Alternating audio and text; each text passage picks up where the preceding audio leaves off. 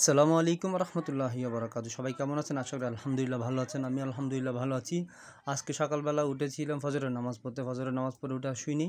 ওইখান থেকেই ঈদের নামাজের প্রস্তুতি দিকে ঈদের নামাজ পড়ে এসেই আলহামদুলিল্লাহ গরু নিয়ে জবাই করার প্রস্তুতি ছিল। তো এই কিছু ভিডিও আগে থেকেই করা ছিল। তো সব কিছু মিলে আলহামদুলিল্লাহ আজকে কালকে রাত থেকে প্রচুর পরিমাণ তৈরি ছিল, যথেষ্ট পরিমাণ।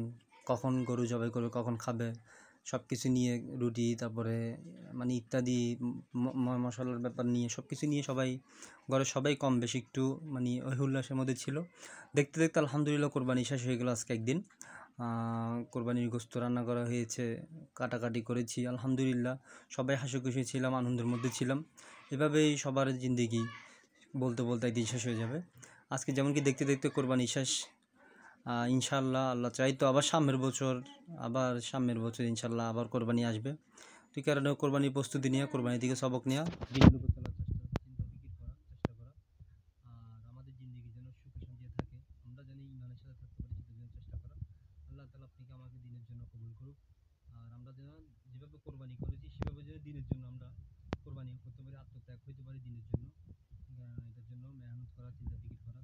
সেই কারণে আল্লাহ তাআলা সবাইকে সুখে রাখুক, সবাই ভালো থাকুক, সুস্থ থাকুক। সবাই মিলে খেয়েছি, খাওয়া দাওয়া করেছি আলহামদুলিল্লাহ, সবাই ভালো আছে। দোয়া করবেন। আসসালামু আলাইকুম ওয়া রাহমাতুল্লাহ।